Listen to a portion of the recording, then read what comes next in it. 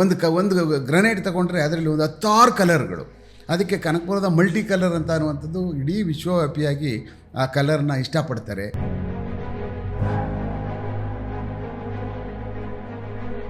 ಇದೇನೋ ಒಂದು ಕೆಲಸ, ಇದು ಮದ್ದು ಗುಂಡು ಅಂದರೆ ಡಮಾರ್ ಅನ್ನುವಂಥದ್ದು ಅಂದರೆ ಅನ್ನುವಂಥದ್ದು ಅಷ್ಟೇ ನಮ್ಗೆ ಗೊತ್ತಿದ್ದದ್ದು. ಬೇರೆ ಅದ್ರ ಬಗ್ಗೆ ನಾವು ಹೌದು ಏನಿದು ಡಮಾರ್ ಅನ್ನುವಂಥದ್ದು, ಇದು ಇಷ್ಟೊಂದು ಶಬ್ದ ಬರ್ತದಲ್ಲ ಅಂದ್ಬಿಟ್ಟು ಅಂತ.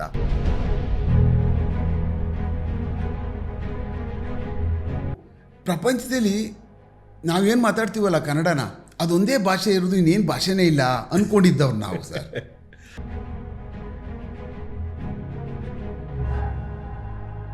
ಆಮೇಲೆ ಬೇರೆ ಬೇರೆ ಎಲ್ಲ ಓದಬೇಕಾದ್ರೂ ನಾವು ತುಂಬ ಅದಕ್ಕೆ ನಾವು ಇಲ್ಲಿ ಹೆಚ್ಚಿನ ಮಾರ್ಕ್ಸ್ಗಳು ತೊಗೋಬೇಕು ಅನ್ನುವಂಥ ಪರಿಜ್ಞಾನ ಖಂಡಿತ ಇರಲಿಲ್ಲ ಸರ್.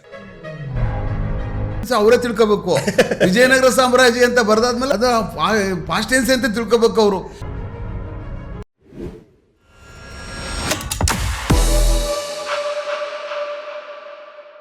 ಸ್ನೇಹಿತರೆ ನಮಸ್ಕಾರ, ನಾನು ರವೀಂದ್ರ ಜೋಶಿ. RJ ಪಾಡ್ಕಾಸ್ಟ್ಗೆ ಸ್ವಾಗತ.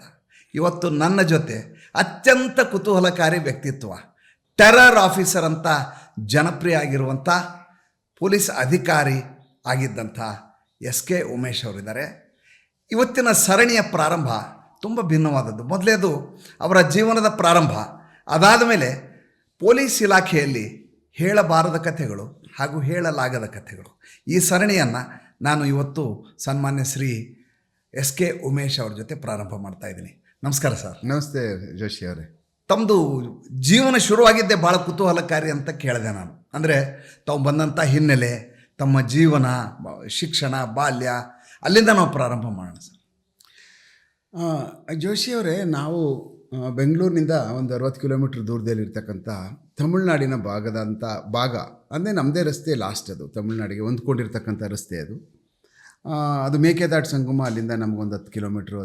ಕಾವೇರಿ ಪಕ್ಕದಲ್ಲೇ ಎರ್ಕೊಂಡು ಹೋಗ್ತಾಳೆ. ಆದರೆ ಕಾವೇರಿ ಎರ್ಕೊಂಡು ಹೋಗುವಂಥದ್ದು 2 ಕಿಲೋಮೀಟ್ರ್ ಆಳದೆಲ್ಲ ಎರ್ಕೊಂಡು ಹೋಗುವಂಥದ್ದು, ಆಲ್ಮೋಸ್ಟ್ 1 ಕಿಲೋಮೀಟ್ರ್ ಒಳಗಡೆ. ನಮ್ಗೆ ಅದರಿಂದ ನಮ್ಮೂರಿಗೇನು ಉಪಯೋಗ ಆಗಲ್ಲ. ಕಾಡಲ್ಲಿ ಹೋಗ್ಬಿಡುತ್ತೆ, ಮುತ್ತತ್ತಿ ಕಾಡು ಒಳಗಡೆ ಹೋಗಿ ಸಂಗಮ ಮೇಕೆದಾಟು ಹೋಗಿ ಹೊಗೇನಕಲ್ ಫಾಲ್ಸ್ ಕೊಟ್ಟೋಗ್ಬಿಡುತ್ತೆ. ಬರೀ ನೋಡಬೇಕೇ ಹೊರತು ಅದನ್ನು ನಾವು ಕುಡಿಬೇಕು ಅಂದರೆ ಅಲ್ಲಿಗೆ ಹೋಗ್ಬೇಕು ಅಷ್ಟೇ, ಮತ್ತು ವಾಪಸ್ ತರೋಕ್ಕಾಗೋದಿಲ್ಲ. ಯಾಕೆಂದರೆ ಅತ್ಯಂತ ಆಳದಲ್ಲಿ ಬರೋದ್ರಿಂದ ಅದನ್ನು ಎತ್ಕೊಂಡು ಬರೋಕ್ಕಾಗ್ತಾ ಇರಲಿಲ್ಲ. ಅಂಥ ಜಾಗ ನಮ್ಮದೊಂದು. ಪಕ್ಕದಿಂದನೇ ನಮ್ಮದು ಹೊಸನ ಬೆಟ್ಟ ಮತ್ತು ಈ ಥರ ತಮಿಳ್ನಾಡು ಫಾರೆಸ್ಟು, ಸಾಮಾನ್ಯವಾಗಿ ಮಹದೇಶ್ವರನ ಬೆಟ್ಟದ ಒಂದು ಅಡ್ಜಾಯಿನಿಂಗ್ ಫಾರೆಸ್ಟ್ಗಳು ನಮ್ಮ ಊರಿನ ಪಕ್ಕದಿಂದ 2 ಕಿಲೋಮೀಟ್ರಿಂದನೇ ಏನು ವೆಸ್ಟರ್ನ್ ಘಾಟ್ಸ್ ಅಂತ ಅನ್ನುವಂಥದ್ದು ಪ್ರಾರಂಭ ಆದದ್ದು. ಅಲ್ಲಿಂದನೇ ಸುರುಳಿಗಳು ಸುತ್ತಕೊಂಡು ಪ್ರಾರಂಭ ಆಗಿರ್ತಕ್ಕಂಥದ್ದು ನಮ್ಮ ಭಾಗದಿಂದಂತಾನೆ. ನಮ್ಮ ಊರುಗಳು ಸುತ್ತ ಬೆಟ್ಟಗಳು, ಮಧ್ಯದಲ್ಲಿ ನಾವಿರ್ತಕ್ಕಂಥದ್ದು ಭಾಳ ವೆಲ್ ಪ್ರೊಟೆಕ್ಟೆಡ್. ಒಂಥರ ನ್ಯಾಚುರಲ್ಲಾಗಿ ದೇವ್ರ ಗೋಡೆ ಕಟ್ತಂಗೆ ಸುತ್ತ ಬೆಟ್ಟ ಗುಡ್ಡಗಳೇ, ಅದರ ಮಧ್ಯದಲ್ಲಿ ನಮ್ಮ ಊರಿರ್ತಕ್ಕಂಥದ್ದು. ಅದು ಕರಿಯಪ್ಪನವರು ಅಂಥೇಳಿ ಒಂದು ನಮ್ಮ ಊರಲ್ಲೇ ಹುಡ್ತಂಥವ್ರು. ಅವ್ರಿಗೆ ಕನಕಪುರದ ಗಾಂಧಿ ಅಂತ ಕರೀತಾರೆ. ಅವರು ನಮ್ಮ ತಾಲೂಕಿನಲ್ಲಿ ಪ್ರಥಮ ಬಾರಿಗೆ BA ಪಾಸ್ ಮಾಡಿದಂಥವ್ರು. ಮಾಡಿ ಅವರು ಬೇರೆ ಬೇರೆ ಉದ್ಯೋಗಕ್ಕೆ ಹೋಗ್ಬೋದಾಗಿತ್ತು. ಹೋಗದೆ ಅವರು ಅಲ್ಲಿಗೆ ಏನಾದರೂ ಮಾಡಿ ವಿದ್ಯಾಸಂಸ್ಥೆ ಕಟ್ಟಬೇಕು, ಈ ಭಾಗದಲ್ಲಿರ್ತಕ್ಕಂಥವ್ರಿಗೆ ಏನಾದರೂ ನಮ್ಮ ಉದ್ಯನ ದಾನ ಮಾಡಬೇಕು ಅನ್ನುವಂಥ ಉದ್ದೇಶ ಇಟ್ಕೊಂಡು ಕನಕಪುರದಲ್ಲಿ ಅವರೊಂದು ಗ್ರಾಮ ವಿದ್ಯಾ ಪ್ರಚಾರಕ ಸಂಘ, ರೂರಲ್ ಹೈಸ್ಕೂಲ್ ಅಂತ ಮಲ್ಟಿಪರ್ಪಸ್ ಹೈಸ್ಕೂಲ್ಗಳು ಅಂತ ಮಾಡಿ ಅಲ್ಲೇ ಕಾಲೇಜ್ಗಳು, ಮತ್ತು ನಮ್ಮ ಊರೊಳಗಡೆ ಒಂದು 700 ಒಂದು ಹೈಸ್ಕೂಲು, ಆರೋಳಿಲಿ ಒಂದು ಹೈಸ್ಕೂಲು, ಈ ಥರ ಸ್ಕೂಲ್ಗಳನ್ನ ಬಿಲ್ಟ್ ಮಾಡಿ ಆ ಭಾಗದ ಜನಗಳಿಗೆ ಒಂದು ಕಾಲೇಜು, ಸ್ಕೂಲು ಓದೋದಕ್ಕೆ ಅವಕಾಶ ಮಾಡಿಕೊಟ್ಟಂತಹ ಒಂದು 30 ವರ್ಷ, 35, 40 ವರ್ಷ, ಆಲ್ಮೋಸ್ಟ್ 50 ವರ್ಷ ಅಲ್ಲಿ ಆ ಭಾಗದಲ್ಲಿ ಯಾವುದೇ ಥರವಾದಂಥ ಮಿಡ್ಲ್ ಸ್ಕೂಲ್ ಬಿಟ್ಟರೆ ಯಾವುದೂ ಇರಲಿಲ್ಲ. ಊರ ಹೆಸರೇನು ಹೇಳಿದ್ರೆ? ನಮ್ಮದು ಸೋರೆಕಾಯಿ ದೊಡ್ಡಿ ಅಂತ. ಸಾತ್ನೂರು ಪಕ್ಕದಲ್ಲಿರ್ತಕ್ಕಂಥ ಅಡ್ಜಾಯಿನಿಂಗ್ ಊರದು. ಅದು ನಮ್ಮ ಏನು ನ್ಯಾಷನಲ್ ಹೈವೇ 209 ಹೋಗುತ್ತಲ್ಲ, ಅಲ್ಲಿಂದ ಒಂದು 3 ಕಿಲೋಮೀಟ್ರ್ ಒಳಗಡೆ ಇದೆ. ಅದು it is going towards Kollegal ಮತ್ತು ಚಾಮರಾಜನಗರಕ್ಕೆ ಹೋಗ್ತಕ್ಕಂಥದ್ದು. The border state of Ramanagara district, border ಊರು ನಮ್ಮದು. ಅಲ್ಲಿಂದ 2 ಕಿಲೋಮೀಟ್ರ್ ಬಂದರೆ ನಮ್ಮದು ಮುಂದೆ ಮಂಡ್ಯ ಡಿಸ್ಟ್ರಿಕ್ಟ್ ಬಂದುಬಿಡುತ್ತೆ. ಆ ಥರ ನಾವು ಬಾರ್ಡ್ರ್ನಲ್ಲಿರ್ತಕ್ಕಂಥ ಊರದು. ಅತ್ಯಂತ ಹೆಚ್ಚಿಗೆ ಖುಷ್ಕಿ ಜಮೀನಿದ್ದಂಥದ್ದು, ಯಾವುದೇ ಥರವಾದಂಥ ನೀರಾವರಿ ಪ್ರದೇಶ ಇಲ್ಲ. ಆಮೇಲೆ ಭಾಳ ನೀರು ಬೋರ್ವೆಲ್ಲಲ್ಲಿ ಒಳಗಡೆ ತುಂಬ ಆಳವಾಗಿ ನೀರು ಸಿಗುವಂಥ ಜಾಗಗಳು ನಮ್ಮದು. ಯಾಕೆಂದರೆ ಕಾವೇರಿನೇ 1 ಕಿಲೋಮೀಟ್ರ್ ಕೆಳಗಡೆ ಹೋದಾದಮೇಲೆ ಇನ್ನೆಲ್ಲ ನದಿಗಳೆಲ್ಲ ನಮ್ಗೆ ಭಾಳ ದೂರ ಆದಂಥವು. ಆ ಕಾರಣಕ್ಕೆ ಅತ್ಯಂತ ಹೆಚ್ಚಿಗೆ ಮಳೆ ಆಶ್ರಯನೇ ನಮ್ಮ ಆ ಭಾಗದಲ್ಲಿರ್ತಕ್ಕಂಥ ರೈತರುಗಳಿಗೆ ಆಗ್ತಕ್ಕಂಥ ಒಂದು ಜಾಗ ಅದು. ಗ್ರಾಮ. ಹೌದು, ಅತ್ಯಂತ ಹೆಚ್ಚಿಗೆ ಕಲ್ಲುಗಳು, ಬೆಟ್ಟಗಳು, ಗುಡ್ಡಗಳು, ಈ ಥರ ಒಂದು ಪರಿಸರ ಇರ್ತಕ್ಕಂಥದ್ದು. ಭಾಳ ಅದ್ಭುತವಾದಂಥ ಕಲ್ಲುಗಳು, ಕಲರ್ಗಳು. ಕನಕಪುರ ಗ್ರನೈಟ್ ಅಂತ ಅಂದ್ರೆ ಇಡೀ ಪ್ರಪಂಚದಲ್ಲಿ ಅತ್ಯಂತ ಒಂದು ಪ್ರಶಸ್ತಿಯ ಪಡೆದಿರ್ತಕ್ಕಂಥದ್ದು. ಅಂದರೆ ಮಲ್ಟಿ ಕಲರ್. ಒಂದು ಗ್ರನೈಟ್ ತಗೊಂಡ್ರೆ ಅದರಲ್ಲಿ ಒಂದು 10 ಕಲರ್ಗಳು. ಅದಕ್ಕೆ ಕನಕಪುರದ ಮಲ್ಟಿ ಕಲರ್ ಅಂತ ಅನ್ನುವಂಥದ್ದು ಇಡೀ ವಿಶ್ವವ್ಯಾಪಿಯಾಗಿ ಆ ಕಲರ್ನ ಇಷ್ಟಪಡ್ತಾರೆ. ಮತ್ತು ಜನ ಮನೆಗಳಿಗೆ ಹಾಕ್ಸ್ಕೊಳ್ತಕ್ಕಂಥದ್ದು ಈಗಲೂ ಇದೆ. ಅಂಥ ಜಾಗ ನಮ್ಮದು. ಅಲ್ಲಿ ನಾವು ಹುಟ್ಟಿ ಬೆಳೆದಿದ್ದು. ನನಗೆ ಭಾಳ ಅದು ಇಷ್ಟವಾದಂಥ ಜಾಗ. ಯಾಕೆ ಅಂತಂದರೆ ನಾವು ಅಲ್ಲೇ ಓದಿದ್ದು. ಆ ಭಾಗದಲ್ಲಿ ಮೇಕೆದಾಟು ಸಂಗಮ ನೀವು ಕೇಳಿದ್ದೀರಿ, ನೀವು ವಿಸಿಟ್ ಮಾಡಿದ್ರೆ ಒಂದು ಟೂರಿಸ್ಟ್ ಪ್ಲೇಸ್ ಅದು. ಆವಾಗ 1970s ಆ ಭಾಗದಲ್ಲಿ ಅತ್ಯಂತ ಹೆಚ್ಚಿಗೆ ಮಿಲ್ಟ್ರಿಯವ್ರು ಬರ್ತಾಯಿದ್ರು ಆ ಭಾಗಕ್ಕೆ. ಯಾಕೆ ಅಲ್ಲಿ ಬರ್ತಾಯಿದ್ರು ಅಂದರೆ ಟ್ರೈನಿಂಗ್ ಸೆಷನ್ನೇ ಅಲ್ಲಿ ನಡೀತಾ ಇತ್ತು. ಮದ್ದುಗುಂಡುಗಳು ಅವರು ಸಿಡಿಸುವಂಥದ್ದು, ಗುರಿಗಳನ್ನ ಫೈರಿಂಗ್ ಮಾಡ್ತಕ್ಕಂಥದ್ದು. ಸುಮಾರು 100 ಲಾರಿಗಳು ಬಂದು ಆವಾಗ ಇಂಡಿಯಾ ಪಾಕಿಸ್ತಾನ ವಾರ ಆಗ್ತಾ ಇದ್ದಂಥ ಸಮಯ. ಈ ಥರದ್ದೆಲ್ಲ ಚಟುವಟಿಕೆ ಇದ್ರಿಂದ ಅಲ್ಲಿ ಟ್ರೈನಿಂಗ್ ಬರ್ತಾಯಿದ್ರು. ಅಲ್ಲಿ ಬಂದು ದೊಡ್ಡ ದೊಡ್ಡ ಕ್ಯಾಂಪ್ಗಳು ಹಾಕ್ಕೊಂಡು ಅಲ್ಲಿ ಇಡೀ ರಾತ್ರಿ 24 ಗಂಟೆನೂ ನಮಗೆ ಶಬ್ದ ಕೇಳಿಸ್ತಾ ಇರುವಂಥದ್ದು, ನಮ್ಮೂರಿಗೆ ಕೇಳಿಸ್ತಾ ಇರುವಂಥದ್ದು ಆಗ್ತಾಯಿತ್ತು. ಕೇಳಿಸ್ಕೊತಾ ಇದ್ವಿ ನಾವು. ಮತ್ತು ಟ್ರೈನಿಂಗ್ ಮುಗಿಸ್ಕೊಂಡು ಹೋಗ್ತಾ ಇರೋರು, ಟ್ರೈನಿಂಗ್ ಮುಗಿಸ್ಕೊಂಡು ಬರ್ತಾ ಇರೋರು. ಆಮೇಲೆ ನಾವುಗಳವಾಗೆಲ್ಲ ಇನ್ನೂ 5ನೇ ಕ್ಲಾಸ್, 3ನೇ ಕ್ಲಾಸು, 2ನೇ ಕ್ಲಾಸು ಇರುವಂಥವ್ರು ನಾವು. ಅವ್ರಿಗೆ ಅವ್ರ ಶಿಸ್ತು, ಅವ್ರ ಟೋಪಿಗಳು, ಅವ್ರ ಬಟ್ಟೆ, ಇದೆಲ್ಲ ನಾವು ನೋಡಿ ಅವ್ರಿಗೂ ನಾವು ಸಲ್ಯೂಟ್ ಹೊಡಿದು ಲೈನಾಗಿ ನಿಂತ್ಕೊಂಡು ಹುಡುಗರುಗಳಾಗಿದ್ದು ಇದೆಲ್ಲ ನಮ್ಮ ತಲೆಯಲ್ಲಿ ಇನ್ನೂ ಹಾಗೆ ಉಳ್ಕೊಂಡಿದೆ. ನಮ್ಮ ಕಣ್ಣಲ್ಲಿ ಹಾಗೆ ಆ ಚಿತ್ರಗಳೆಲ್ಲ ಹಾಗೇ ಇದ್ದಾವೆ. ಆವಾಗ ನಮಗೆ ಇದು ಮಿಲ್ಟ್ರಿ ಅಂತ ಅಂದರೆ ಏನದು, ಇದೇನು ಮಾಡ್ತಾರೆ ಇವ್ರ ಕೆಲಸ ಅನ್ನುವಂಥದ್ದು ನಮ್ಗೆ ಯಾರು ಹೇಳ್ಕೊಡದೆ ಹೋದ್ರೂ ಇದೇನೋ ಒಂದು ಕೆಲಸ, ಇದು ಮದ್ದು ಗುಂಡು ಅಂದರೆ ಡಮಾರ್ ಅನ್ನುವಂಥದ್ದು ಅಂದರೆ ಅನ್ನುವಂಥದ್ದು ಅಷ್ಟೇ ನಮ್ಗೆ ಗೊತ್ತಿದ್ದದ್ದು. ಬೇರೆ ಅದ್ರ ಬಗ್ಗೆ ನಾವು ಹೌದು ಏನಿದು ಡಮಾರ್ ಅನ್ನುವಂಥದ್ದು, ಇದು ಇಷ್ಟೊಂದು ಶಬ್ದ ಬರ್ತದಲ್ಲ ಅಂದ್ಬಿಟ್ಟು ಅಂತ. ಆಮೇಲೆ ಹಲವಾರು ಸಾರಿ ಏನು ಮಾಡ್ತಿದ್ದೋ ನಾವು ಆ ಡಮಾರ್ ಅನ್ನೋ ಜಾಗಕ್ಕೆ ಅಲ್ಲಿ ಸುಮಾರು ಅವರೆಲ್ಲ ಹೋಗಿ ಮಲಿಕೊಬಿಟ್ಟಾಗ ನಾವು ಅಲ್ಲಿ ಇರ್ತಕ್ಕಂಥ ಅಲ್ಯೂಮಿನಿಯಮ್ಮು ಅದು ಇದೆಲ್ಲ ಇತ್ತಲ್ಲ ಅದನ್ನೆಲ್ಲ ಎತ್ಕೊಂಡು ಬಂದಿರೋದು ಉಂಟು. ಅದು ಕೊಟ್ಟು ಪಾಕಂಪೋಪ್ ತಿನ್ಬಿಡ್ದು. ಆಮೇಲೆ ಆ ಕಡೆ ಫೈರ್ ಮಾಡೋದಕ್ಕೂ ಹೋಗ್ಬಿಟ್ಟಿದ್ದೀವಿ ನಾವು, ಗೊತ್ತಾಗದೆ. ಅದೆಲ್ಲ ಆಗಿದೆ. ಆಗೆಲ್ಲ ಹೋಗಿ ಅಲ್ಲಿಂದ ತೊಗೊಂಡು ಬಂದಿದ್ದೀವಿ ಎಲ್ಲ ತುಂಬಿಕೊಂಡು ಎಲ್ಲ. ಅದನ್ನು ಕೊಟ್ಟರೆ ಅಂಗಡಿಯವ್ರು ತಗೋತಾರಂತೆ ಹಾಗೆ ಹೀಗೆ ಅಂತ ಅಂದ್ಬಿಟ್ಟು. ಅಲ್ಲೊಬ್ಬ ಜಲೀಲ್ ಸಾಬಿ ಅಂತ ಬರುವ ಅವ್ನು ಕೊಡ್ತಿದ್ದೋ ನಾವು ಚಿಕ್ಕ ಇವೆಲ್ಲ ನಮಗೆ ಆ ಘಟನೆಗಳೆಲ್ಲ ಹಾಗೆ ಉಳ್ಕೊಂಡಿದೆ ನಮ್ಮಲ್ಲಿ. ಆವಾಗ ನಮ್ಗೆ ಅದೊಂದು ಸ್ವಲ್ಪ ಸೆಳೆತಾ ಇತ್ತು. ಆಮೇಲೆ ಅವ್ರಿಗೆ ನಾವು ಸೆಲ್ಯೂಟ್ ಹೊಡ್ಕೊಂಡು ನಿಂತ್ಕೊಳ್ಳೋದು. ಆಮೇಲೆ ಅವ್ರು ಟೋಪಿ ಹಾಕ್ಕೊಂಡವ್ರಲ್ಲ ಏನು ಮಾಡೋದು, ಈ ಥರ ಟೋಪಿ ಹೆಂಗೆ ಹಾಕ್ಕೊಂಡಿದ್ದು ಒಂಥರ ಪಿತ್ತ ಟೈಪ್ ಹಿಂಗೆ ಹಾಕ್ಕೊಂಡು ಇರ್ತಿತ್ತಾಗ ಮಿಲ್ಟ್ರಿ ಟೋಪಿ. ಅರೆ ನಾವೇನು ಮಾಡ್ತಿದ್ದೋ, ಈ ಕುಂಬಳಕಾಯಿ ಬರುತ್ತೆ ಗೊತ್ತಲ್ಲ ನಿಮ್ಗೆ, ಎಲೆ ಅಗಲ ಇರೋದಲ್ಲ, ಅದ್ರಲ್ಲಿ ರೆಡಿ ಮಾಡ್ಬಿಟ್ಟು ಟೋಪಿ ಮಾಡ್ಕೊಬಿಡುವು ನಾವು. ಅವ್ರು ಖುಷಿಯಾಗ್ಬಿಡೋರು. ನಿಲ್ಲಿಸ್ಬಿಟ್ಟು ಬಂದು ಅಲ್ಲಿ ಬ್ರೆಡ್ಡು ಆಮೇಲೆ ಏನಾರು ಮಿಕ್ಕಿರ್ತದಲ್ಲ ಅದೆಲ್ಲ ನಮಗೆಲ್ಲ ತಗೊಬಂದು ಕೊಡೋರು ಅವರು ನಮಗೆ. ಅದು ಪ್ರಾಕ್ಟೀಸ್ ಮಾಡ್ಕೊಂಡಿದ್ದು. ಅವ್ರಿಗೊಂಥರ ಹುಡುಗರುಗಳೆಲ್ಲ ನೋಡಿದ್ರೆ ಖುಷಿಯಾಗಿರ್ತಿತ್ತು. ಅವರೆಲ್ಲ ನಮಗೆ ಅವ್ರು ಖುಷಿ ಮಾಡಬೇಕು ಅಂತಲೇ ನಮಗೊಂಥರ ಇರ್ತಿದ್ವಿ. ಆವಾಗ ಬ್ರೆಡ್ಡು ತಂದು ಕೊಡ್ತಿದ್ರು. ವಾಪಸ್ಸೆಲ್ಲ ಮಿಕ್ಕಿದ್ದೆಲ್ಲ ಇರ್ತಿತ್ತಲ್ಲ ನಮಗೆಲ್ಲ ಕೊಟ್ಬಿಟ್ಟೆಲ್ಲ ಹೋಗ್ತಿದ್ರು. ಒಂಥರ ನಮಗವರು ಫ್ರೆಂಡ್ಸ್ಗಳು, ಒಂಥರ ಹೊಟ್ಟೋಗ್ಬಿಡ್ತಾವ್ರಲ್ಲ, ಮತ್ತೆ ಬರ್ತೀರಾ ನೀವು, ಈ ಥರ ಒಂದು ಅವಿನಾವ ಸಂಬಂಧ ನಾವು ಅಲ್ಲಿ ಬೆಳೀತು. ಹೀಗೆ ಸ್ಕೂಲ್ಗಳು ಅಲ್ಲೇ ಮಿಡ್ಲ್ ಸ್ಕೂಲ್ ನಮ್ಮೂರಲ್ಲೇ ಪ್ರೈಮರಿ ಸ್ಕೂಲ್ವರೆಗೂ ಇತ್ತು. ಅಲ್ಲಿ ಚಂದ್ರಮೌಳಿ ಮೇಷ್ಟ್ರು ಅಂತ ಇದ್ದರು. ಅವರು ನನ್ನ ಲೆಕ್ಕದಲ್ಲಿ ಅಂಥ ಡಿಸಿಪ್ಲಿನ್ ಮಾಸ್ಟರ್ನ ನನ್ನ ಜೀವನದಲ್ಲಿ ನಾನು ಎಲ್ಲೂ ಕಂಡಂಗೆ ಆಗಿಲ್ಲ ಮಾತ್ರ. ಎಕ್ಸೆಪ್ಟ್ ನಮ್ಮ ಕರಿಯಪ್ಪನವ್ರು ಬಿಟ್ಟರೆ ಚಂದ್ರಮೌಳಿಯವರು ಅವರು ಕರೆಕ್ಟಾಗೆ ಬೆಳಗ್ಗೆ ಸ್ಕೂಲ್ 7 ಗಂಟೆಗೆ ಪ್ರಾರಂಭ ಆದರೆ 11 ಗಂಟೆಗೆ ಕ್ಲೋಸ್ದು.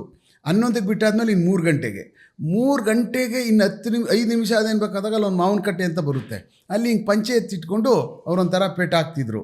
ಅದನ್ನು ಹಾಕ್ಕೊಂಡು ಅಲ್ಲಿ ಹಿಂಗೆ ಪಂಚೆ ಎತ್ಕೊಂಡು ಬರ್ತಾ ಹೋದರೆ ಕರೆಕ್ಟಾಗಿ 3 ಗಂಟೆಗೆ ಫಟ್ ಅಂತ ಒಳಗಡೆಗೆ ಬರುವಂಥವ್ರು. ಒಂದೇ ಒಂದು ದಿವಸ 4 ವರ್ಷ ಅಲ್ಲಿ ಓದಿದ್ದೀವಿ ನಾವು. ನನ್ನ ಬೂಸ್ಟ್ ಮಾಡೋಕ್ಕೆ ಹೇಳ್ತಾ ಇಲ್ಲ ಅವ್ರ ಮಾಸ್ಟ್ರ್ ಬಗ್ಗೆ. ಒಂದು ಸಿಂಗಲ್ ಡೇ ಯಾವತ್ತೂ ಸ್ಕೂಲಿಂದ ರಜಾ ತೊಗೊಂಡವರು ಅಲ್ಲ ಅವರು. ಒಂದೇ ಒಂದು ಸಿಂಗಲ್ ಡೇ ಅವರು ಸ್ಕೂಲ್ನ ಬಿಟ್ಟು ಇದ್ದವರಲ್ಲ. ಎವ್ರಿ ಡೇ ಒಂದು ದಿವಸ ನಾವು ರಜಾ ಅನ್ನೋದು ಕೇಳೇ ಇಲ್ಲ, ನಾವು ನೋಡೇ ಇಲ್ಲ ನಾವು. ಆಮೇಲೆ ನಮ್ಗೆ ಬೇರೆ ಬಂದಾಗ ಇವ್ರಿಗೆ ಆ ರಜಾ ಅಂತೆ ಮೇಷ್ಟ್ರು ಇವತ್ತು ಇಲ್ವಂತೆ ಅಂತ ಇದನ್ನು ಗೊತ್ತಾದದ್ದೇ ನಾವು ಬೇರೆ ಸ್ಕೂಲ್ಗಳಿಗೆ ಬಂದಾಗ. ಅಂಥ ಡಿಸಿಪ್ಲಿನ್ ಮನುಷ್ಯರು ಅವರು. ನಮ್ಗೆ ಎಂಥ ಪಾಠ ಕಲಿಸಿದ್ರು ಅಂದರೆ, ನಮಗೆ ಅಲ್ಲಿ 4ನೇ ಕ್ಲಾಸ್ ಅಷ್ಟೊತ್ತಿಗೆ 100 ಮಗ್ಗಿನ ಮುಂದೆಯಿಂದ ಹೇಳುವಂಥದ್ದಲ್ಲ, ಹಿಂದೆಯಿಂದ ಹೇಳ್ಕೊಂಡು ಹೋಗ್ಬೇಕು. ಅಯ್ಯೋ ದೇವ್ರೆ, 100ರಿಂದ ಹೇಳ್ಕೊಂಡು ಹೋಗ್ಬೇಕು. 100 ಹಿಂದೆ ಉಲ್ಟಾ ಮಗ್ಗಿ, ಅಷ್ಟು ನಮ್ಮನ್ನ ಪ್ರಿಪೇರ್ ಮಾಡಿಬಿಡೋರು. ಮಧ್ಯಾಹ್ನ 3 ಗಂಟೆ ಆದಮೇಲೆ ಮಗ್ಗಿ ಕಾಗುಣಿತ ಬೆಳಗ್ಗೆ ಏನು ಹೇಳ್ಕೊಡ್ಬೇಕು ಅದು. ಹಾಗೆ ನಮ್ಮನ್ನು ಆ ಥರ ತಯಾರು ಮಾಡಿದ್ರು ಸ್ಕೂಲ್ಗಳಲ್ಲಿ. ನಮಗೆ ಗೊತ್ತಿಲ್ಲ ಅಂದರೆ ಮಿಡ್ಲ್ ಸ್ಕೂಲ್ಗೆ ಹೋದಾಗ ನಮ್ಮನ್ನು ಹೆಂಗಲ್ಲಿ ಟ್ರೀಟ್ ಮಾಡ್ತಾಯಿದ್ರು ನಾನು ಅಂದರೆ, ಈ ಸ್ಕೂಲಿಂದ ಬಂದಿದ್ದೀರಾ ಅಪ್ಪ ಎಲ್ಲ ಕಲ್ತ್ಕೊಂಡ್ಬಿಟ್ಟಿರ್ತಾರಪ್ಪ, ನಮಗೆ ಹೇಳ್ಕೊಡ್ತಾರೆ ಇವರು ಅನ್ನೋ ಮಟ್ಟಕ್ಕೆ ನಮ್ಗೆ ಗೊತ್ತಿರಲಿಲ್ಲ. ಅಲ್ಲಿ ಹೋದಾಗ ಮಿಡ್ಲ್ ಸ್ಕೂಲೆಲ್ಲ ಇಷ್ಟೊಂದು ವೆಯ್ಟ್ ಇದೆ ಹಿಂಗೆಲ್ಲ ಕಲಿಸಿರೋದಕ್ಕೆ ಅಲ್ಲಿ ಹೋದಾಗ ಅಂತ. ಆವಾಗ ಅವರೆಲ್ಲ ನಮ್ಮನ್ನೆಲ್ಲ ಆಶ್ಚರ್ಯವಾಗಿ ನೋಡೋಕ್ಕೆ ಶುರು ಮಾಡಿದ್ರು. ಅಲ್ಲಿ ಸ್ಟೂಡೆಂಟ್ಗಳೆಲ್ಲ ನಾವು ಹೇಳೋದು ಉಲ್ಟಾ ಹೇಳೋದು, 79ನೇದು ಉಲ್ಟಾ ಹೇಳು ಅನ್ನೋರು. ಆವಾಗ ನಾವು ಉಲ್ಟಾ ಹೇಳ್ಕೊಂಡು ಬರ್ತಾ ಇದ್ದಾಗ ಇವರೆಲ್ಲ ಏನು ಹಿಂಗೆ ಹೇಳ್ತಾನಲ್ಲ ಅವನು ಅಂದರೆ ಆ ಮಟ್ಟಕ್ಕೆ ತಯಾರಿ ಮಾಡಿಬಿಟ್ಟಿದ್ರು. ವಿಶೇಷ ಮಾಡಿಬಿಡೋದು ಒಬ್ಬ ಮನುಷ್ಯನ, ಒಂದು ಹುಡುಗನ ವಿಶೇಷವಾಗಿ ಬೆಳೆಸ್ಬಿಡೋದು. ವಾವ್. ಆಮೇಲೆ ನಮ್ಗೆ ಹೌದಲ್ವಾ ಈ ಥರ ಎಲ್ಲಾದರೂ ನಮಗೆಲ್ಲ ಖುಷಿ ಪಡ್ತಾರೆ, ನಮಗೆಲ್ಲ ಶಬಾಸ್ ಅಂತಾರಲ್ಲ ಅನ್ನುವಂಥ ಕ್ಯಾರೆಕ್ಟರಿಸ್ಟಿಕ್ಸ್ ಬಿಲ್ಟ್ ಮಾಡಿದ್ದೆ ಚಂದ್ರಮೌಳಿಯವರು. ನಮಗೆ ಇದಾರ ಈಗಲೂ ಅವರು? ಚಂದ್ರಮೌಳಿಯವರು 102 ವರ್ಷ ಬದುಕಿದ್ರು, 102 years ಬದುಕಿದ್ರು. ಆ್ಯಕ್ಚುಲಿ ಅವ್ರ ಮಗ ಒಬ್ರು ಇದ್ರು, ಎಲ್ಲೋ ಬೆಂಗಳೂರಿನಲ್ಲಿದ್ದರು. ಆಮೇಲೆ ಪಾಪ ಅವ್ರು ತೀರ್ಕೊಬಿಟ್ರು. ಬಟ್ ಅವ್ರಂತೂ ನಮ್ಮ ಜೀವನದ ಕೊನೆಯವರೆಗೂ ಅವ್ರು ಜ್ಞಾಪಕ ಇರ್ತಾರೆ. ಯಾಕೆಂದರೆ ನಮ್ಮನ್ನು ಈ ಥರ ಒಂದು ಸಣ್ಣದ್ರಲ್ಲೇ ಅವ್ರು ಬೇರೆ ಹುಡುಗರುಗಳು ನಮಗೆ ಏನೇ ಅವ್ರು ಹಿಂಗೆ ಕಲ್ತಿದ್ದಾರೆ ಅನ್ನುವಂಥದ್ದನ್ನ ಕಲಿಸ್ಕೊಟ್ರಲ್ಲ, ಅದು ನನ್ನ ಲೆಕ್ಕ ಭಾಳ ನಮ್ಮ ಕ್ಯಾರೆಕ್ಟರ್ಸ್ ಮೇಲೆ ಭಾಳ ಅದು ಬೇರೆ ಥರವಾದಂಥ ತಿರುವು ತಗೊಳ್ಳೋಕ್ಕೆ ಆಗ್ತದೆ ಸರ್. ಅದಾದಮೇಲೆ ಮಿಡ್ಲ್ ಸ್ಕೂಲಿಗೆ ಬಂದ್ವಿ, ಅಲ್ಲೇ ಪಕ್ಕದಲ್ಲೇ ಊರಿಂದ 1.5 ಕಿಲೋಮೀಟ್ರು. ಅಲ್ಲಿ ನಾವು ಅದು ಗೌರ್ಮೆಂಟ್ ಸ್ಕೂಲೇ. ಅದಾದಮೇಲೆ ನಮ್ಮ ಕರಿಯಪ್ಪನೂರು ಸ್ಕೂಲು ಪ್ರೈಮರಿ, ಯಾವುದು ನಮ್ಮ ಗ್ರಾಮಾಂತರ ರೂರಲ್ ಹೈಸ್ಕೂಲ್ ಸಾತ್ನೂರು ಅಂತೇಳಿ ಅಂತ. ಅಲ್ಲಿಂದ ನಮ್ಮದು 1.5 ಕಿಲೋಮೀಟ್ರ್ ಅಷ್ಟೇ. ಅದು ಮುಗಿಸ್ಕೊಂಡಾದ್ಮೇಲೆ ಕಾಲೇಜಿಗೆ ಹೋಗುವಂಥ ಕಾರ್ಯಕ್ರಮ ಆಯಿತು. ಕಾಲೇಜ್ಗೆ ಹೋಗ್ಬೇಕು ಅಂದರೆ ಎಲ್ಲಿಗೆ ಹೋಗೋದು? ಕಾಲೇಜೇ ನಮ್ಮ ಕರಿಯಪ್ಪನವ್ರ ಕಾಲೇಜು ಇರುವಂಥದ್ದು ಇನ್ನೆಲ್ಲೂ ಇಲ್ಲ. ನಮ್ಮೂರವರೇ, ನಮ್ಮ ಹತ್ತಿರದ ಸಂಬಂಧಿಕರವರು. ನಮ್ಮ ಅಜ್ಜಿ ಇದ್ದರು, ಅವ್ರ ಅಜ್ಜಿಗೆ ಭಾಳ ಅವರ ಅಣ್ಣ ಹತ್ರ ಸಂಬಂಧ, ಭಾಳ ಹತ್ರ ಅವರು. ಅವ್ರು ಎಂಥ ಡಿಸಿಪ್ಲಿನ್ ಅಂತಂದರೆ, ಇವ್ರು ಯಾರಾದರೂ ಏನಾರು ಅಡುಗೆ ಮಾಡ್ಕೊಂಡು ತೊಗೊಂಡೋದ್ರೆ ಅದಕ್ಕೊಂದು ಸೀರೆನೋ ಒಂದು ಬ್ಲೌಸೋ ಕೊಡಿಸುವಂಥದ್ದು. ಅದು ಬಿಟ್ಟರೆ ಬೇರೆ ಇನ್ಯಾವುದೇ ಥರವಾದಂಥ ಒಂದು ಸಣ್ಣದು ಅವರು ಅದರಿಂದ ಇದು ಮಾಡ್ತಾಯಿದ್ದ ಅವರಲ್ಲ. ಕೊನೆಗೆ ಅಲ್ಲಿ ಹೈಸ್ಕೂಲ್ಗೆ ಹೋಗ್ಬೇಕು ಅಂದಾಗ ನಮ್ಮ ಅಣ್ಣಂದಿರಿಬ್ಬರು ಅವಾಗಲೇ ಕಾಲೇಜಿಗೆ ಹೋಗಿ ಬಂದು ಮಾಡ್ತಾಯಿದ್ರು. ಅಲ್ಲಿ ಹೋಗಿ ಬಂದು ಮಾಡ್ತಾಯಿದ್ದಾಗ ಒಬ್ಬರು ಹಾಸ್ಟ್ಲಲ್ಲಿದ್ದರು. ಹಾಸ್ಟ್ಲಲ್ಲಿದ್ದಾದ್ಮೇಲೆ ಏನಾಯಿತು, ಫೀಸ್ ಕಟ್ಟಬೇಕಲ್ಲ. ಅವ್ರು ಕರಿಯಪ್ಪ ಅವ್ರಿಗೆ ಕಟ್ಟೋದಿಲ್ಲ, ಅವ್ರು ದುಡ್ಡು ಕಟ್ಟೋದಿಲ್ಲ ಅವರು ಅನ್ನುವಂಥ ನಿಷ್ಠೂರವಾದಿ. ಹಾಸ್ಟೆಲೆಲ್ಲ ದುಡ್ಡು ಕಟ್ಬಿಟ್ಟಿಲ್ಲ ಅಂದರೆ ಇಲ್ಲಿ ಯಾರು ಪುಕ್ಸಟೆ ಇರುವಂಗಿಲ್ಲ ಅನ್ನುವಂಥ ಹೇಳುವಂಥ ಮಹಾ ನಿಷ್ಠೂರವಾದಿ ಇದ್ದರು ಅವರು. ಅದರಿಂದ ಏನಾಗೋದು, ಮತ್ತೆ ನಾನು ಒಬ್ಬ ಹೋದರೆ ಇವರು ಓಡಾಡ್ತಿದ್ರಲ್ಲ, ಭಾರ ಆಗ್ತದೆ ಅಂತೇಳಿ ನನ್ನನ್ನು ನಮ್ಮ ಭಾವ ಒಬ್ಬರು ಮುದ್ದೇನಹಳ್ಳಿ ಇದರಲ್ಲಿದ್ದರು, ಶಿಡ್ಲಘಟ್ಟದಲ್ಲಿದ್ದರು. ನಾನು ಅಲ್ಲಿ ಜೂನಿಯರ್ ಕಾಲೇಜಿಗೆ ಹೋದೆ. ಏನು ಓದಬೇಕು ಅನ್ನುವಂಥದ್ದಿಲ್ಲ, ಯಾವ ಕೋರ್ಸಿಗೆ ಸೇರಬೇಕು ಅನ್ನುವಂಥ ನಮ್ಮ ಮೆಂಟಾಲಿಟಿ ಅದು ಇರಲಿಲ್ಲ. ಯಾವ್ದು ಪಥದಲ್ಲಿ ಹೋಗಬೇಕು, ಏನು ಓದಿದ್ರೆ ಏನು ಅಂತ ಅನ್ನುವಂಥದ್ದು ಯಾವುದೇ ಥರವಾದಂಥ ಡ್ರಾಫ್ಟ್ ಏನಿರಲಿಲ್ಲ. ಅಲ್ಲಿ ಹೋಗಿ ಒಂದು arts and science government arts college, ಅದಕ್ಕೆ ಒಂದು ಫಸ್ಟ್ ಇಯರ್ PUC ಸೇರಿದೆ. ಅಲ್ಲಿ ನಾನು ಸೇರಾದಮೇಲೆ ಅಲ್ಲಿ ಎಲ್ಲ ಇಂಗ್ಲೀಷಲ್ಲಿ ಮಾತಾಡೋರು. ನಮಗೆ ಒಂಥರ ಅದು ಏನಿದು. ಆಮೇಲೆ ನಾವು ಪ್ರಪಂಚದಲ್ಲಿ ನಾವೇನು ಮಾತಾಡ್ತೀವಲ್ಲ ಕನ್ನಡನ, ಅದೊಂದೇ ಭಾಷೆ ಇರೋದು, ಇನ್ನೇನು ಭಾಷೆನೇ ಇಲ್ಲ ಅಂದ್ಕೊಂಡಿದ್ದವ್ರು ನಾವು ಸರ್. ಇನ್ನಿಲ್ಲವೇ ಇಲ್ಲ. ಇದು ಏನಾರ ಇದ್ದರೆ ಇವರು ಗೂಡು ಅದು ಇದು ತೊಗೊಂಡೋಗ್ಬರು, ಕಕ್ಕೂನು ಇದನ್ನು ರೇಷ್ಮೆದ ಅವರೇನೋ ಭಾಷೆ ಮಾತಾಡೋರು, ಅದೇನೋ ಉರ್ದು ಏನೋ ಮಾತಾಡೋರು, ಅವ್ರೇನೋ ಅದು ಭಾಷೆ ಮಾತಾಡ್ತಾರಲ್ಲ ಅಂತ ಆಶ್ಚರ್ಯದಿಂದ ನೋಡ್ತಾ ಇದ್ದವ್ರು ಆ ಭಾಷೆನ ನಾವು. ಇದೇನು ಅದು ಹೆಂಗೆ ಕಲ್ತ್ಕೊಬಿಟ್ರು ಅವರು ಅನ್ನುವಂಥದ್ದು ನಮ್ಮ ತಲೆಯಲ್ಲಿದ್ದು. ನಮ್ಮ ಭಾಷೆನೇ ಇಡೀ ಪ್ರಪಂಚ ಎಲ್ಲೆಲ್ಲಿ ಯಾರು ವಾಸ ಮಾಡ್ತಾರೆ ಇದೇ ಭಾಷೆ ಮಾತಾಡ್ತಾರೆ ಅನ್ನುವಂಥ ಭಾಷಾ ಜ್ಞಾನ ಅಷ್ಟೇ ನಮಗಿದ್ದದ್ದು. ಅದಾದಮೇಲೆ ನಮಗೆ ಅಚ್ಚೇವು, ಕನ್ನಡದ ದೀಪ, ಕರುನಾಡದ ಇದೆಲ್ಲ ಇತ್ತಲ್ಲ, ಉರು ಓಡ್ಕೊಂಡಿದ್ವಿ ಹೊರತು ಆ ದೀಪದ ಬಗ್ಗೆ ದೇವರಾಣೆ ನಮಗೆ ಜ್ಞಾನ ಇರಲಿಲ್ಲ ಸರ್. ಏನು ದೀಪ ಅಂತ ಅಂದರೆ ಇರೋದೇ ಒಂದು ಲ್ಯಾಂಗ್ವೇಜ್, ಇರೋದೇ ಕನ್ನಡ ಅಲ್ವೇ, ಅದನ್ನು ಹೇಳೋಕ್ಕೆ ಬಂದರೆ ನಮ್ಗೆ ಅರ್ಥ ಆಗಬೇಕಲ್ಲ. ಬೇರೆದೇನು ಹಚ್ಚೋದು ಅಂದರೆ ಇನ್ನೂ ಬೇರೆ ಲ್ಯಾಂಗ್ವೇಜ್ಗಳ ಮಧ್ಯೆ ನಾವು ಇದನ್ನು ಬೆಳೆಸಿದ್ರೆ ಅಚ್ಚೇವು ದೀಪ ಪ್ರಪಂಚದಲ್ಲೆಲ್ಲ ಹರಡಿಸ್ಬೋದು ಅನ್ನುವಂಥ ಜ್ಞಾನ ಬಂದಿದ್ದೆ ಬೆಂಗಳೂರಿಗೆ ಬಂದಾದಮೇಲೆ.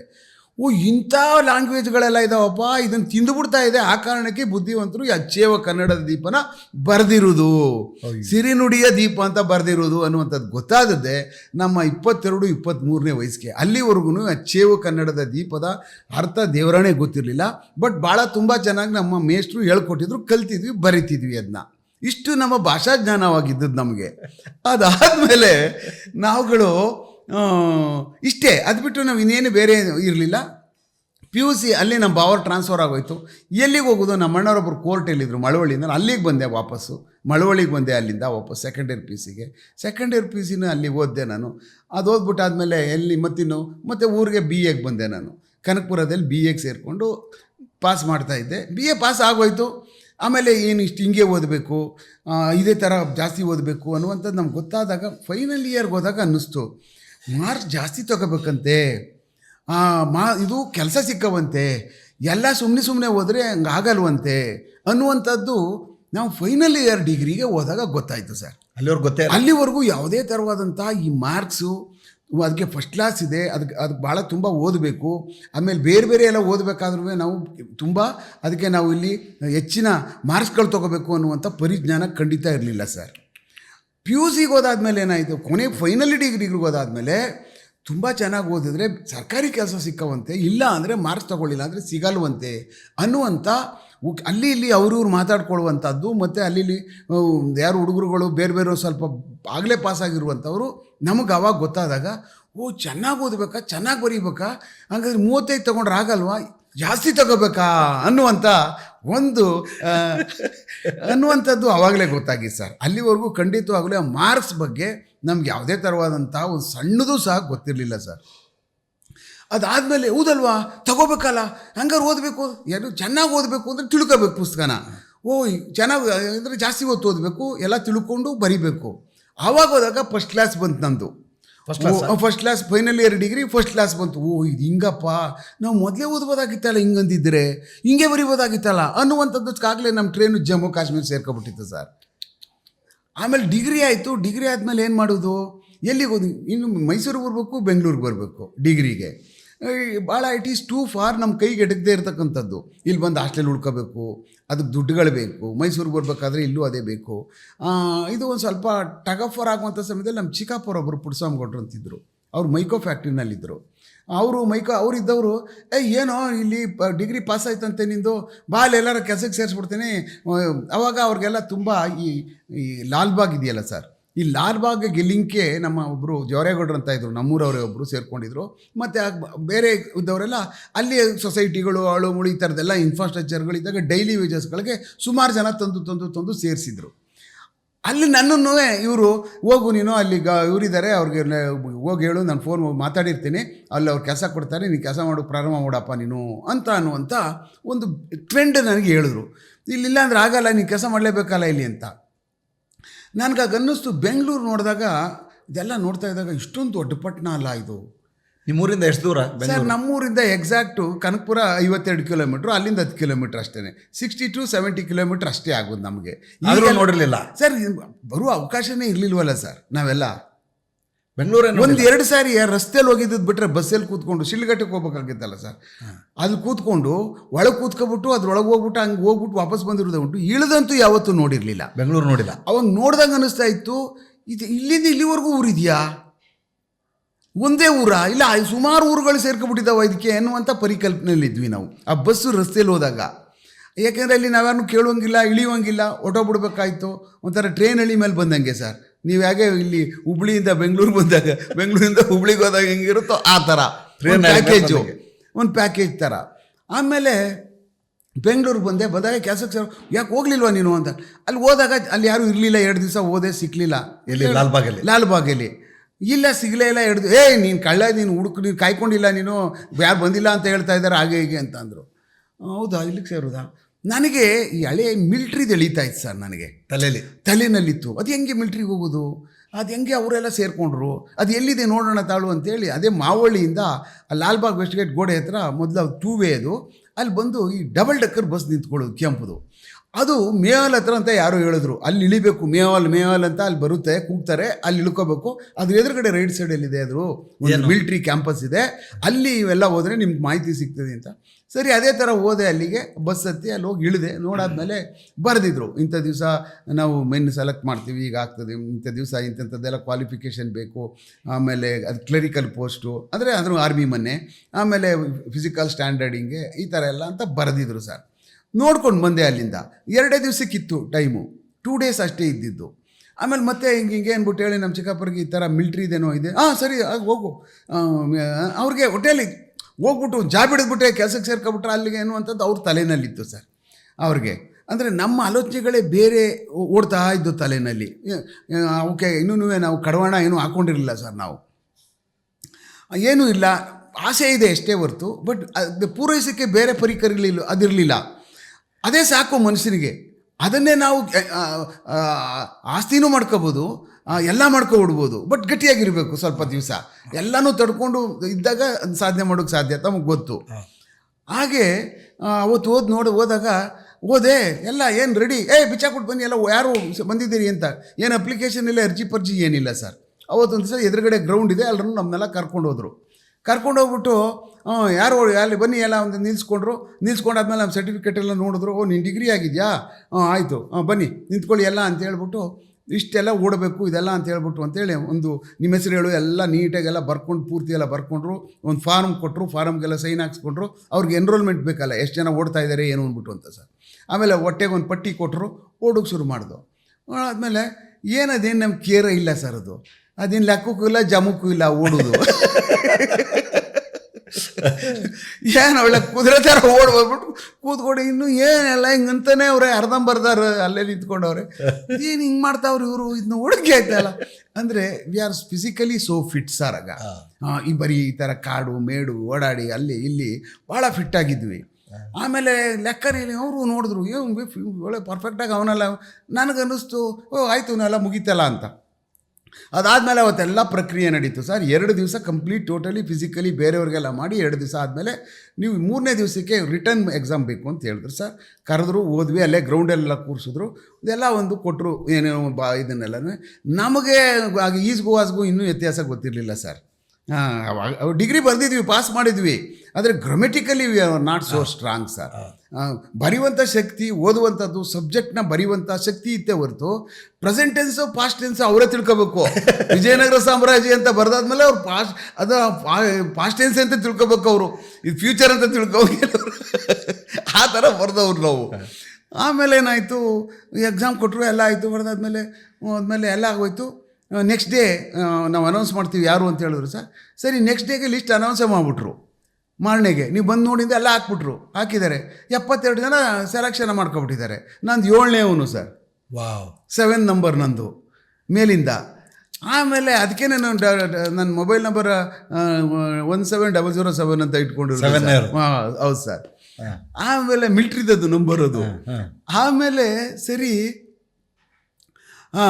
ಅಲ್ಲಿಂದ ಆಯಿತು, ಹೋಯ್ತು, ನಿಮಗೆಲ್ಲ ಕಳಿಸ್ಕೊಡ್ತೀವಿ ಪೋಸ್ಟಲ್ಲಿ ಹೋಗಿ ಅಂತ ಕಳಿಸಿದ್ರೆ ಸರ್. 15 ದಿವ್ಸಕ್ಕೆ ಬಂದೇ ಬಿಡ್ತು ಮನೆಯಿಂದ. ಮನೆಗೆ ಬಂತು, ಹೋದೆ, ಸಿಕ್ತು. ಆಮೇಲೆ ನಾನು ಚಿಕ್ಕಪ್ಪರ್ಗೆ ಹೇಳಿದೆ, ಹೌದಾ ಸಿಕ್ಬಿಡ್ತಾ ನಿನಗೆ. ಅವ್ರೇನು ನಾವೆಲ್ಲ ಬೆಂಗ್ಳೂರಿಗೆ ಬಂದಿದ್ದೀವಿ, ಇವನು ಹಿಂಗೆ ತಗೊಬಿಡ್ತಾ ಅನ್ನುವಂಥದ್ದು ಇರ್ತದಲ್ಲ. ಅದಕ್ಕೆ ಓಡಬೇಕು, ಫಿಟ್ ಬೇಕು, ಆಮೇಲೆ ಬರೆಯುವಂಥದ್ದೆಲ್ಲ ಬೇಕು. ಅವ್ರಿಗೂ ಒಂಥರ ಆಶ್ಚರ್ಯ ಆಯಿತು. ಆಮೇಲೆ ಸೆಲೆಕ್ಷನ್ ಆಯಿತು, ಮೆಡಿಕಲ್ಗೆ ಎಲ್ಲ ಆಯಿತು. ಅವತ್ತೊಂದು ದಿವಸ ಮೆಡಿಕಲ್ಲೆಲ್ಲ ಮಾಡಿದ್ರು, ನಮ್ಮನ್ನು ಕಳಿಸ್ಕೊಟ್ರು ಸರ್. ನಂಗೆ ಮೆಡಿಕಲ್ಗೆಲ್ಲ ಆಯಿತು. ಮೆಡಿಕಲ್ ಆಯಿತು, ಮುಗಿಸ್ಕೊಂಡು ನಮ್ಮನ್ನು ತಗೊಂಡೋಗಿ ಆರ್ಮಿ ಸಪ್ಲೈ ASC ಕರ್ಕೊಂಡೋಗಿ ಅವತ್ತು ನೈಟು ನೀವು ನಾಳೆ ರಿಪೋರ್ಟ್ ಮಾಡ್ಕೋಬೇಕು ಅಂತ ಇಟ್ಟರು ಸರ್. ಅಯ್ಯೋ ದೇವ್ರೆ. ನಾಳೆ ನಿಮ್ಮದು ಅಲ್ಲಿ ಇದಿದೆ, ನೀವು ರಿಪೋರ್ಟಿಂಗ್ ಡೇಟಿಂದ ಬೆಳಗ್ಗೆ 10 ದೊಡ್ಡ ಆಫೀಸರ್ ಬರ್ತಾರೆ, ನೀವೆಲ್ಲ ರೆಡಿ ಇದ್ದು ಬೆಳಗ್ಗೆ 8 ಗಂಟೆಗೆ ಎದ್ದು ಎಲ್ಲ ರೆಡಿ ಆಗಿಬಿಟ್ಟು ಅಲ್ಲಿ ರಿಪೋರ್ಟ್ ಮಾಡ್ಕೋಬೇಕು ಅಂತ ಎಲ್ಲ ಹೇಳಿದ್ರು ಸರ್. ಅವತ್ತು ಇಲ್ಲಿಂದ ಓದ್ನಲ್ಲ ಅಲ್ಲಿ ಹೋದಾದ್ಮೇಲೆ ಅಲ್ಲಿ ಚಪಾತಿ ಮತ್ತು ಏನನ್ನು ಇಲ್ಲ. ಒಂದು ದಿವಸ ಮಿಲ್ಟ್ರಿದು ಒಂದು ಊಟ ಮಾಡಿಬಿಟ್ಟಿದ್ದೀನಿ ಸರ್ ಜೀವನದಲ್ಲಿ ನಾನು, ಅಂದರೆ ಅಫಿಷಿಯಲಾಗಿ ಮಾಡಿಬಿಟ್ಟಿದ್ದೀನಿ. ಅದು ನಂಗೆ ಅನ್ನಿಸ್ತು, ಊಟ ಎಲ್ಲ ಮಾಡಿದೆ. ಒಂದು ಊಟ, ಇಡೀ ರಾತ್ರಿ ನಿದ್ರೆ ಬರಲಿಲ್ಲ ಸರ್ ನನಗೆ. ನನ್ನ ತಲೆಯಲ್ಲಿ ಬೇರೆ ಓಡ್ತಾಯಿತ್ತು. ಹೌದಾ, ಈಗ ಹೋಗ್ಬಿಡ್ತೀನಿ, ಈ ಕೆಲಸಕ್ಕೆ ಹೋಗ್ತೀನಿ. ಹೋದಾದ್ಮೇಲೆ 15 ವರ್ಷ ಅಂತ ಏನೋ ಹೇಳಿದರು. 15 ಇಯರ್ಸು ನಿಮಗೆ ಅಲ್ಲಿ ಕಂಪಲ್ಸರಿ ಇರ್ತೀರಿ. 15 ವರ್ಷ ಆದಮೇಲೆ ನನಗೆ 23 ವರ್ಷ ಪ್ಲಸ್ ಇದು 5 ವರ್ಷ, ನಾನು ಅಷ್ಟು ವರ್ಷ ಆಗಿಬಿಡ್ತಿದೆ. ವಾಪಸ್ಸು ನಾನು ಅಲ್ಲಿಂದ ಬರಬೇಕು. ಬಂದಾದ್ಮೇಲೆ ನಾನು ಏನು ಹುಡುಕಬೇಕು, ಏನು ಮಾಡಬೇಕು, ಏನು ಕೆಲಸ, ಮತ್ತೆ ಯಥಾ ಪ್ರಕಾರ ಮತ್ತೆ ಎಯಿಂದ ಪ್ರಾರಂಭ ಆಗಬೇಕಲ್ಲ ನಾನು ಅನ್ನುವಂಥದ್ದು ಪದೇ ಕಾಡೋಕ್ಕೆ ಶುರು ಮಾಡ್ತು ಸರ್ ನನಗೆ. ರಾತ್ರಿ ಅಲ್ಲ ಸರ್, ರಾತ್ರಿ ಎಲ್ಲ ಕಾಡ್ಬಿಡ್ತು ನನಗೆ. ಮತ್ತೆ ಎಗೈನ್ ಮತ್ತೆ ವಾಪಸ್ ಬಂದಾದಮೇಲೆ again you have to search, ಮತ್ತೆ ಎಗೈನು ಅದನ್ನೇ ಮತ್ತೆ ಇನ್ನೊಂದು ಸಾರಿ ರೀಬಿಲ್ಟ್ ಮಾಡಬೇಕು. ಅಷ್ಟೊತ್ತಿಗಾಗಲೇ ನಮ್ದು ಏನಿರ್ತದೋ ಅವೆಲ್ಲ ಒಟ್ಟೋಗಿರ್ತವೆ, ನಮ್ಮ ಕನಸುಗಳೆಲ್ಲ ಒಟ್ಟೋಗಿರ್ತವೆ. ನೋಡೋಣ ಅಂದ್ಕೊಂಡಿದ್ದು ಅವ್ರಿಗೆ ಹೇಳಿದೆ, ಇಲ್ಲ ಸರ್ ನಾನು ವಿಲ್ಲಿಂಗ್ ಕೊಡಲ್ಲ, ನಾನು ಓದಬೇಕು ಸರ್, ನಾನು ಬೆಂಗಳೂರಿಗೆ ಬಂದಿರೋದು ಅದೇ ಕಾರಣಕ್ಕೆ ಅಂತ ಹೇಳಿದೆ. ಕುಶಾಲಪ್ಪ ಅಂತ ಯಾರೋ ಆಫೀಸರ್ ಇದ್ದರು, ಭಾಳ ಹೇಳಿದ್ರು ಅವರು, ಬೇಡ ನೀನು ಇಲ್ಲಿದ್ದರೂ ಓದ್ಬೋದು, ಅಲ್ಲಿದ್ದರೂ ಓದ್ಬೋದು, ನೀನು ತುಂಬ ಇದಿದೆ, ನೀನು ಕಳ್ಕೊಬೇಡ, ಹಾಗೆ ತುಂಬ ಹೇಳಿದ್ರು ನನಗೆ. ಇದು ಮಾಡಿದ್ದೆ 72, ಇಷ್ಟು ಜನ ಮಾಡಿದ್ದೀವಿ, 3 ದಿವಸದಿಂದ, ನೀವು 72 ಜನ ನಾವು ಸೆಲೆಕ್ಟ್ ಮಾಡಿದ್ದೀವಿ ಅಂದರೆ ನೀವು ಗಟ್ಟಿಯಾಗಿದ್ದೀರಿ ಮತ್ತು ಬುದ್ಧಿನೂ ಇದೆ ಎಲ್ಲ ಹೇಳಿದ್ರು. ನನಗೆ ಯಾಕೋ ಇಲ್ಲ ಸರ್, ನಾನು ವಾಪಸ್ ಹೋಗ್ತೀನಿ ಬಂದುಬಿಟ್ಟೆ ಸರ್. ಅಲ್ಲಿಂದ 11:15 ಈಚೆ ಬಂದಾದಮೇಲೆ ಅವ್ರಿಗೆಲ್ಲ ರಾತ್ರಿ ಹೋಗಿದ್ದೇನೆ ರಿಪೋರ್ಟ್ ಮಾಡ್ಕೊಂಡಿದ್ದೇನೆ ಅಂತ ಹೇಳ್ಬಿಟ್ಟೆಲ್ಲ ಎಲ್ಲರಿಗೂ ಗೊತ್ತಾಗ್ಬಿಟ್ಟಿತ್ತಲ್ಲ. ಬಂದಾದಮೇಲೆ ಒಂಥರ ಈ ಊರಿಗೆ ಹಬ್ಬ ಬಂದರೆ ಹೆಂಗಾಗ್ತದೆ ನೋಡಿ ಸರ್, ಇಲ್ಲ ಕಾಳಿಂಗ ಸರ್ಪ ನುಗ್ಗೊಂಡ್ಬಿಟ್ರೆ ಹೆಂಗಾಗ್ತದಲ್ಲ ಹಂಗಾಗೋಗ್ಬಿಡು ಸರ್ ಪರಿಸ್ಥಿತಿ.